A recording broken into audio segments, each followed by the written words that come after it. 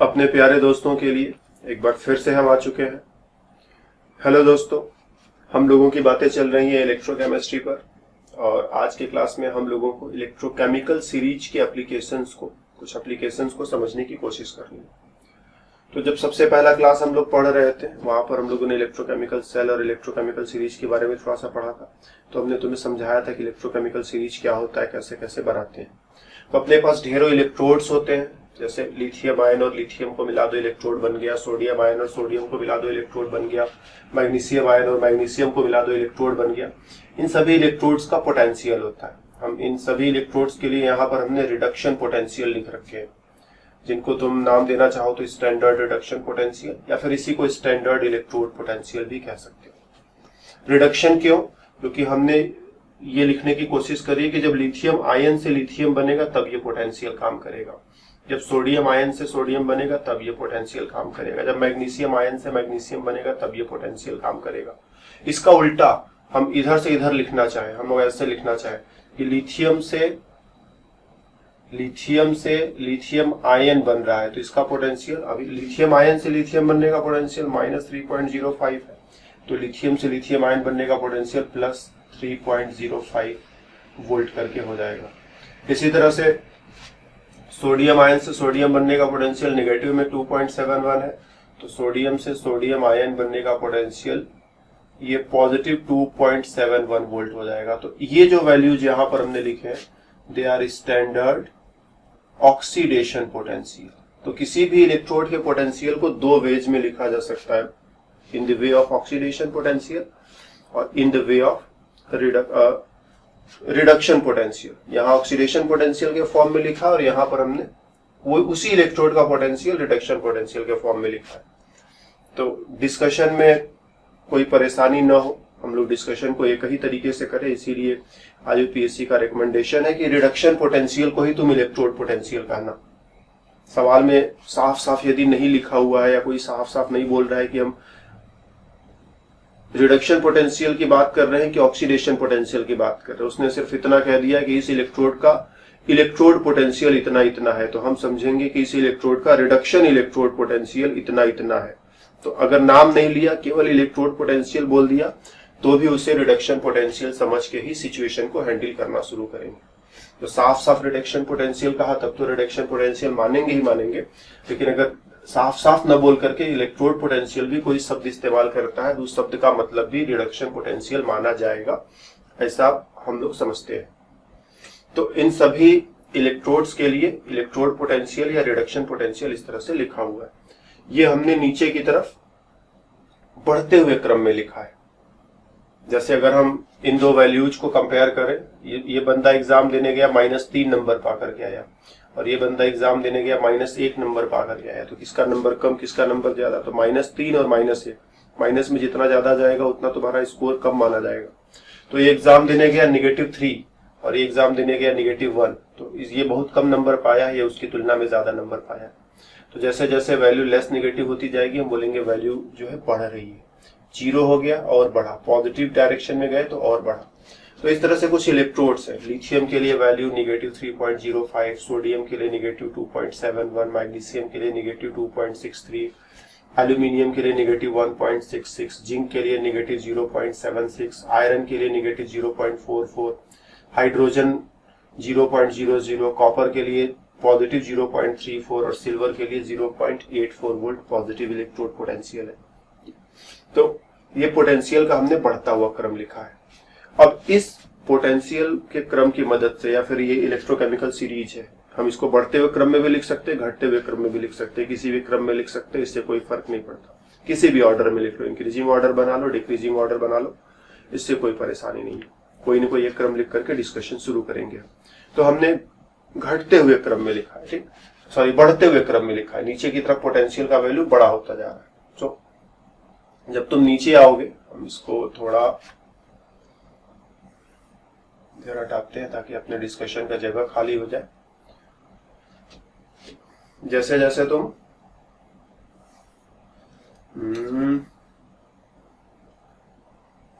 इसको भी थोड़ा हम इधर लाते हैं और जगह मेरे को चाहिए। तो जैसे जैसे तुम नीचे की तरफ आ रहे हो वैसे वैसे तुम कहोगे कि जो पोटेंशियल है वो बढ़ रहा है, इंक्रीजिंग रिडक्शन पोटेंशियल, या फिर इंक्रीजिंग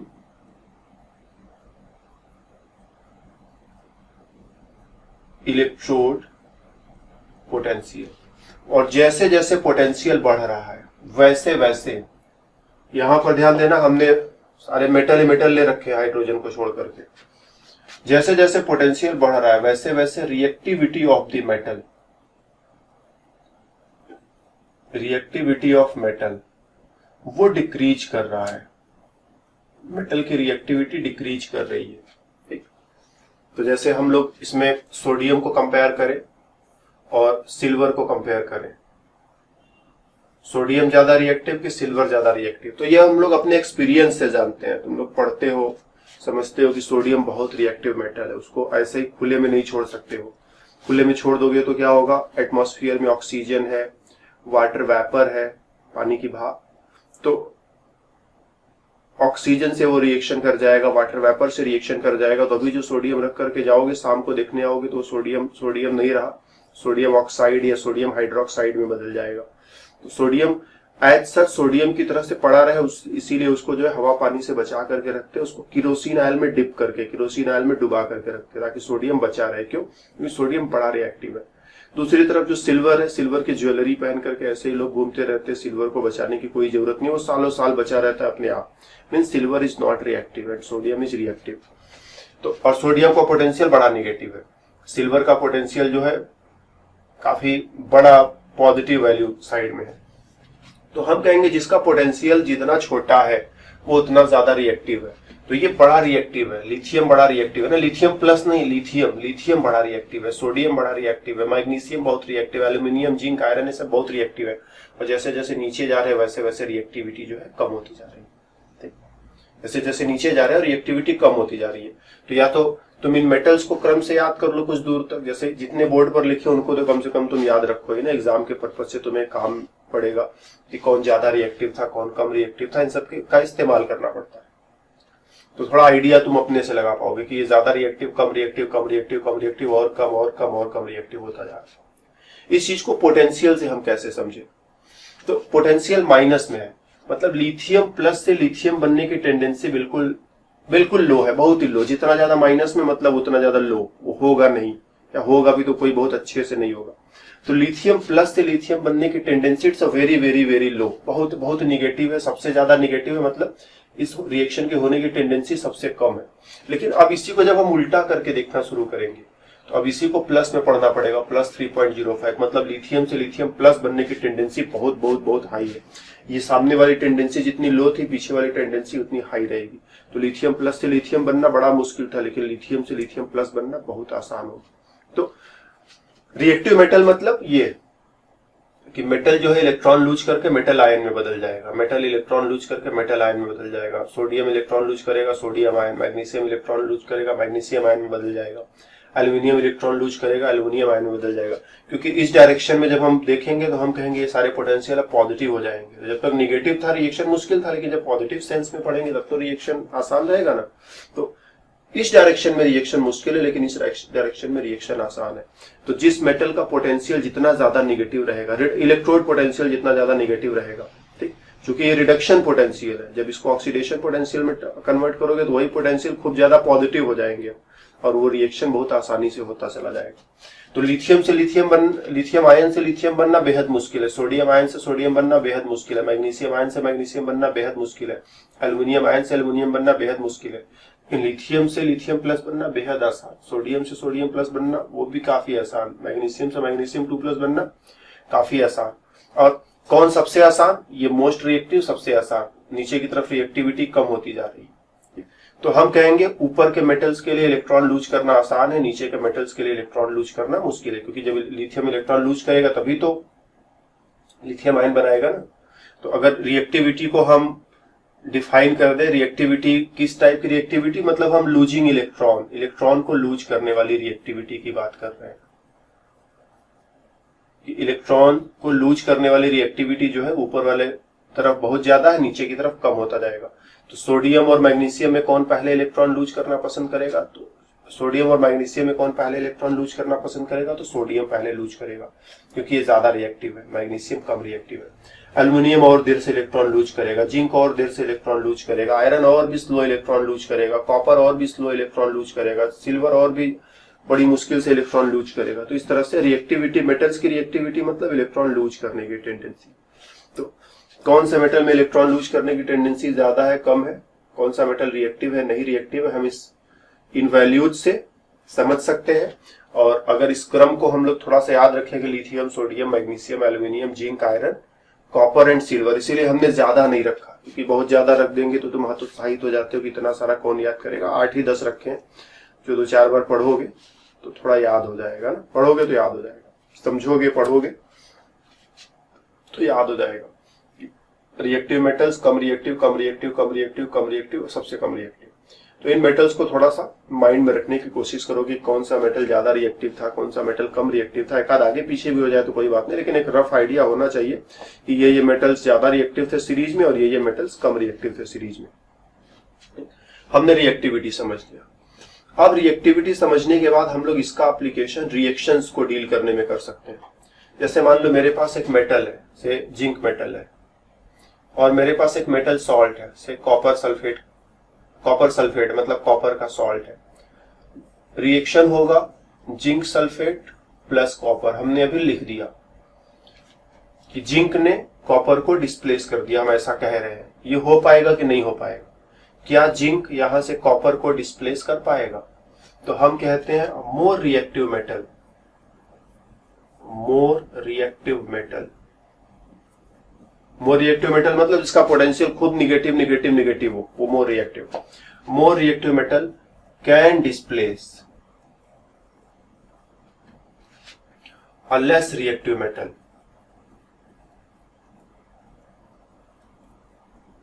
from its salt। कि ज्यादा रिएक्टिविटी वाला मेटल है तो लेस रिएक्टिव मेटल को उसके सॉल्ट से डिस्प्लेस कर सकता है। तो कॉपर सल्फेट से अगर कॉपर को हटाना है, कॉपर को फ्री करना है, तो कौन सा मेटल इस्तेमाल करें? तो कॉपर से ऊपर जितने भी है सब कॉपर से ज्यादा रिएक्टिव है। देख, हमने सीरीज को जिस क्रम में लिखा है, अगर इस क्रम में सीरीज लिखा रहे तो कॉपर से ऊपर जितने भी लिखे हुए, कॉपर से ज्यादा रिएक्टिव आयरन, कॉपर से ज्यादा रिएक्टिव जिंक, कॉपर से ज्यादा रिएक्टिव एल्यूमिनियम, कॉपर से ज्यादा रिएक्टिव मैग्नीशियम, कॉपर से ज्यादा रिएक्टिव सोडियम, तो इनमें से कोई भी मेटल इस्तेमाल करें तो हम यहां से जो है कॉपर को डिस्प्लेस करा सकते हैं। और चूंकि जिंक कॉपर से ज्यादा रिएक्टिव है, मतलब ये रिएक्शन हो जाएगा। हम जिंक की जगह आयरन लिए होते तब भी रिएक्शन हो जाता। ठीक, आयरन प्लस CuSO4, आयरन का सल्फेट बन जाएगा और Cu फ्री हो जाएगा। हम आयरन की जगह मैग्नीशियम लिए होते, मैग्नीशियम तो और ज्यादा रिएक्टिव है, तब भी रिएक्शन हो जाता, MgSO4 प्लस मैग्नीशियम फ्री हो जाएगा। लेकिन हम क्या है, सिल्वर लेकर के चले आए, कॉपर सल्फेट और सिल्वर।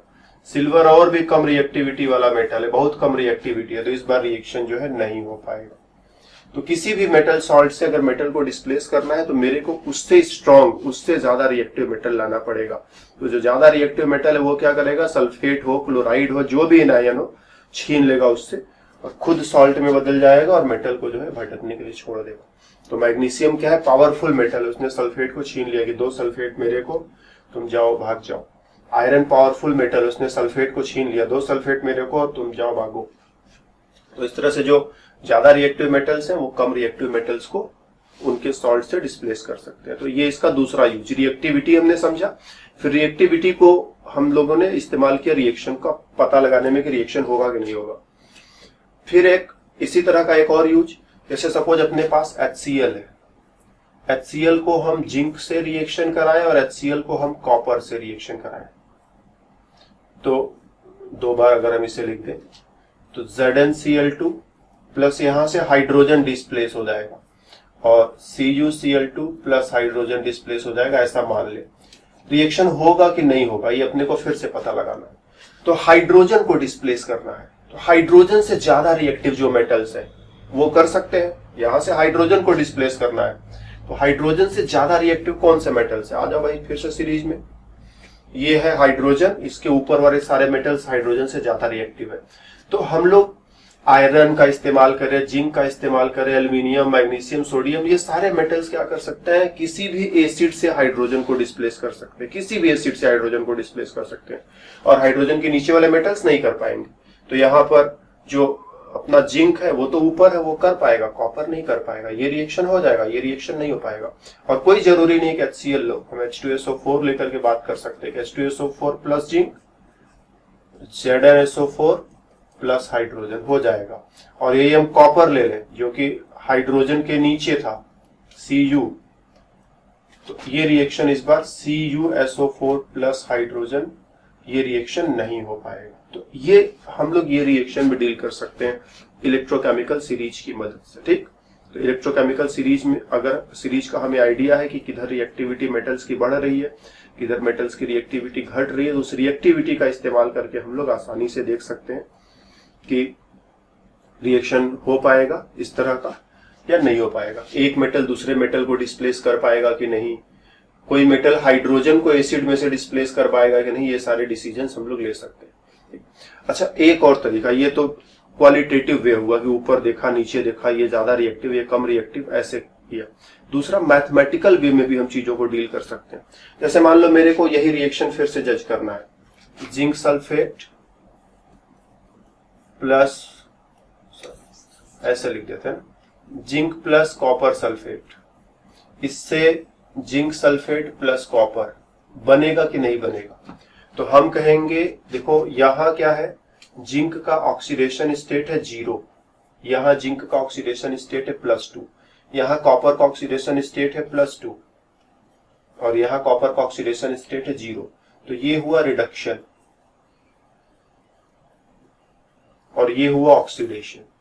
ऑक्सीडेशन नंबर जब घटता है, 0 प्लस से 0 में जा रहा है तो घट रहा है रिडक्शन, और 0 से प्लस में जा रहा है तो ऑक्सीडेशन। हम रिडक्शन ऑक्सीडेशन का पता लगा लिए। हम लोग इलेक्ट्रोकेमिकल सेल बनाते समय हम लोगों ने पढ़ा था कि सेल में जो जहां रिडक्शन होता है वो कैथोड होता है। तो अगर ये रिडक्शन हो रहा है तो ये कैथोड रिएक्शन हो गया। ठीक, कैथोड रिएक्शन। और ये ऑक्सीडेशन हो रहा है तो हम लोग कह सकते हैं कि अगर इसको सेल में हम कन्वर्ट करें तो ये एनोड रिएक्शन का काम करेगा। मतलब कॉपर जो है वो कैथोड बनेगा, कॉपर का इलेक्ट्रोड कैथोड बनेगा और जिंक का इलेक्ट्रोड एनोड बनेगा। और हम लोग अपना फॉर्मूला इलेक्ट्रोड पोटेंशियल निकालने का कैलकुलेट कर सकते हैं कि ईएमएफ ऑफ सेल, मतलब इस रिएक्शन से अगर हम सेल डिजाइन करें तो EMF of cell that is equal to standard, ठीक है ऐसे लिख देते हैं, standard reduction potential of cathode, cathode बोले तो copper, minus standard reduction potential of anode, anode बोले तो जिंक। दोनों का स्टैंडर्ड रिडक्शन पोटेंशियल टेबल में से उठा करके यहां रख दे। तो कॉपर का स्टैंडर्ड रिडक्शन पोटेंशियल टेबल में था +0.34 वोल्ट। ठीक है, वोल्ट अवॉइड कर दे रहे हैं सिंप्लिसिटी के लिए, उसको रखो माइंड में। माइनस जिंक का था -0.76 वोल्ट। ठीक, सॉल्व करो, निगेटिव और निगेटिव मिलकर के पॉजिटिव हो जाएगा और जो नेट ईएमएफ आएगा दैट कम्स 1.10 वोल्ट पॉजिटिव। और अगर ये पॉजिटिव आ रहा है सेल का ईएमएफ, मतलब सेल काम करेगा और रिएक्शन चल निकलेगा। तो हम लोग मैथमेटिकल वे में भी इसको डिस्क्राइब कर सकते हैं कि अगर हम इस रिएक्शन को सेल में कन्वर्ट कर दे और सेल का ईएमएफ निकाल पाए, तो अगर ईएमएफ पॉजिटिव आएगा मतलब सेल काम करेगा और सेल काम करेगा मतलब रिएक्शन भी काम करेगा। तो एक तो क्वालिटेटिव वे में डील कर सकते हैं, मोर रिएक्टिव लेस रिएक्टिव के टर्म्स में, और दूसरा हम लोग क्वांटिटेटिव वे में डील कर सकते हैं कि हम लोग इसको कैलकुलेट करके देख ले, पॉजिटिव आया सेल का ईएमएफ मतलब हो गया, नेगेटिव आया मतलब सेल का ईएमएफ नेगेटिव आ रहा है मतलब नहीं हो पाए। तो ये दो तरीके हैं रिएक्शन होगा कि नहीं होगा पता लगाने के। ये डेफिनेटली बहुत एडवांस तरीका माना जाएगा। और कोई भी रिएक्शन हो, चाहे मेटल हो कि नॉन मेटल हो, हाइड्रोजन हो कि ऑक्सीजन हो, फर्क नहीं पड़ता। हमको करना क्या है, हमको देखना है रिडक्शन कहाँ हुआ, हमको देखना है ऑक्सीडेशन कहाँ हुआ, जिस इलेक्ट्रोड पर रिडक्शन हो रहा है उसका पोटेंशियल और जिस इलेक्ट्रोड पर ऑक्सीडेशन हो रहा है उसका पोटेंशियल माइनस करके, अगर वैल्यू पॉजिटिव आ रही है मतलब कोई रिएक्शन हो जाएगा, नहीं आ रहा है पॉजिटिव मतलब रिएक्शन नहीं होगा। और कोई भी रिएक्शन हो, फर्क नहीं पड़ता मेटल है कि नॉन मेटल है, ऑक्सीजन है कि हाइड्रोजन है, हर जगह काम करेगा। तो ये एडवांस मेथड है, काफी एडवांस मेथड है। तो ये तुम तब समझ पाओगे जब तुम सेल को इजीली बना पाते हो। पता चलता है कि तुम सेल को ही बनाने में सारा स्ट्रगल कर दे रहे हो और सेल तुमसे बन ही नहीं पा रहा है, तब तो ये मेथड तुम्हारे लिए नहीं था। तो ऊपर नीचे कम ज्यादा वाला मेथड अप्लाई करो। इसके बाद हम लोग ऑक्सीडाइजिंग एंड रिड्यूसिंग पावर भी कंपेयर कर सकते हैं। Oxidising power and reducing power, इसको भी सीरीज से कंपेयर कर सकते हैं। कैसे कंपेयर करेंगे? देखो जो बोल रहे हैं साफ साफ उसको समझना कि जो सीरीज में दिया है वो क्या दिया है? Reduction potential. सीरीज में जो सारा पोटेंशियल दिया है वो रिडक्शन पोटेंशियल दिया हुआ है।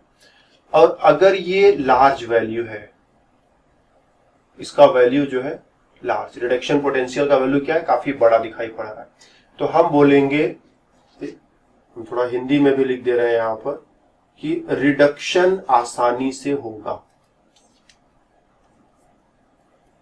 रिडक्शन आसानी से होगा।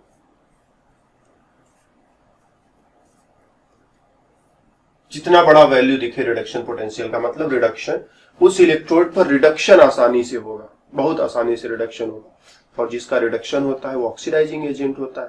ध्यान देना, जिसका रिडक्शन होता है वो ऑक्सीडाइजिंग एजेंट होता है। तो रिडक्शन आसानी से होगा मतलब ये अच्छा ऑक्सीडाइजिंग एजेंट होगा। अच्छा ऑक्सीडाइजिंग एजेंट होगा मतलब ऑक्सीडाइजिंग पावर काफी स्ट्रांग होगी। तो ये एक छोटा सा सेंटेंस सारा काम खत्म कर देता है। रिडक्शन पोटेंशियल जितना बड़ा होगा, रिडक्शन उतनी आसानी से होगा और वो उतना अच्छा ऑक्सीडाइजिंग एजेंट होगा। ठीक, और ऑक्सीडाइजिंग एजेंट अगर अच्छा है तो रिड्यूसिंग एजेंट डेफिनेटली खराब होगा। तो जब ऑक्सीडाइजिंग एजेंट की तरह से पावर बढ़ता जाएगा तो रिड्यूसिंग एजेंट की तरह से पावर घटता जाएगा। इस सेंटेंस को अप्लाई करके हम कहीं पर भी काम कर सकते हैं। आ जाओ सीरीज में। ठीक, रिडक्शन पोटेंशियल बहुत छोटा है मतलब रिडक्शन आसानी से नहीं होगा, मतलब ऑक्सीडाइजिंग एजेंट भी बड़ा ही खराब होगा। बस निकल गया। रिडक्शन पोटेंशियल बड़ा ही छोटा है, रिडक्शन आसानी से नहीं होगा तो ऑक्सीडाइजिंग पावर, ऑक्सीडाइजिंग एजेंट की तरह से काम करने की क्षमता वो भी नहीं के बराबर होगी, बहुत ही खराब होगी। मतलब ऊपर की तरफ ऑक्सीडाइजिंग पावर बहुत ही कम है और जैसे जैसे नीचे बढ़ोगे ऑक्सीडाइजिंग पावर बढ़ता बढ़ता चला जाएगा। ऊपर की तरफ ऑक्सीडाइजिंग पावर बहुत कम है, नीचे की तरफ ऑक्सीडाइजिंग पावर बढ़ता जाएगा। जब ऑक्सीडाइजिंग पावर बढ़ेगा तो डेफिनेटली रिड्यूसिंग पावर घटता चला जाएगा। तो किसी एक का क्रम तुमने पा लिया कि ऑक्सीडाइजिंग पावर नीचे बढ़ रहा है तो डेफिनेटली रिड्यूसिंग पावर नीचे घट रहा होगा। किसी एक तरफ से पकड़ लो तो दूसरी तरफ से उसको रिवर्स कर लो, अपने आप का खेल खत्म हो जाता है। कैसे पकड़ना है कि रिडक्शन पोटेंशियल बहुत निगेटिव है, बहुत छोटा है, मतलब रिडक्शन होगा नहीं, और रिडक्शन होगा नहीं तो ऑक्सीडाइजिंग एजेंट भी नहीं हो पाएगा। जब ऑक्सीडाइजिंग एजेंट नहीं हो पाएगा, अच्छा ऑक्सीडाइजिंग एजेंट नहीं हो पाएगा तो डेफिनेटली अच्छा रिड्यूसिंग एजेंट होगा। तो ये बेस्ट रिड्यूसिंग एजेंट हो गया, बेस्ट रिड्यूसिंग एजेंट। और जैसे जैसे नीचे जाओगे रिड्यूसिंग एजेंट खराब होते चले जाएंगे। और अगर ऑक्सीडाइजिंग एजेंट की बात करो तो ये सबसे खराब ऑक्सीडाइजिंग एजेंट यहां मिलेगा और जैसे जैसे नीचे जाओगे अच्छे ऑक्सीडाइजिंग एजेंट्स मिलेंगे। तो चीजों को तुम रिवर्स वे में जो है लॉजिकली कन्वर्ट कर पाते हो कि नहीं कि ये अच्छा है तो वो खराब है तो ये अच्छा है, सब चीजें कन्वर्ट कर पाते हो तो फिर बहुत ही आसान काम है। फिर बस एक स्टेटमेंट, बहुत निगेटिव रिडक्शन पोटेंशियल है मतलब रिडक्शन होगा नहीं, और रिडक्शन होगा नहीं तो अच्छा ऑक्सीडाइजिंग एजेंट भी नहीं हो सकता। वो चीज हमने यहां तुम्हारे लिए लिख भी डाली कि रिडक्शन पोटेंशियल का वैल्यू जितना बड़ा होगा रिडक्शन उतनी आसानी से होगा और उतना ही अच्छा ऑक्सीडाइजिंग एजेंट होगा। तो these are the some of the applications. ये कुछ एप्लीकेशंस रहे इलेक्ट्रोकेमिकल सीरीज के, यही मेन एप्लीकेशंस है। बाकी तो बस इस पर तुम जितना सवाल लगाओ या जितना एक्सपीरियंस गेन करो वो बात की बात है। एप्लीकेशंस तो यही है, रिएक्शन को प्रेडिक्ट कर पाना, रिएक्शन होगा कि नहीं होगा, रिएक्टिविटी को डील कर पाना कि रिएक्टिविटी कम की रिएक्टिविटी ज्यादा, और ऑक्सीडाइजिंग रिड्यूसिंग पावर को तुलना कर पाना कि ऑक्सीडाइजिंग पावर किसका ज्यादा, रिड्यूसिंग पावर किसका ज्यादा। यही 2-3 एप्लीकेशन है। बाकी इस पर जितने तरह के तुम सवाल लगाओ, जितने एक्सरसाइज करो, तुम उतना एक्सपीरियंस धारी होते जाओगे और गहराई से इसी को समझ लिया तो बस बात यहीं पर खत्म ही हो जाती है। तो इलेक्ट्रोकेमिकल सीरीज के एप्लीकेशंस पे हमारी तरफ से इतना ही। फिर मिलेंगे दूसरे क्लास में दूसरे टॉपिक पर, तो बातें और भी होंगी। तब तक के लिए बाय बाय।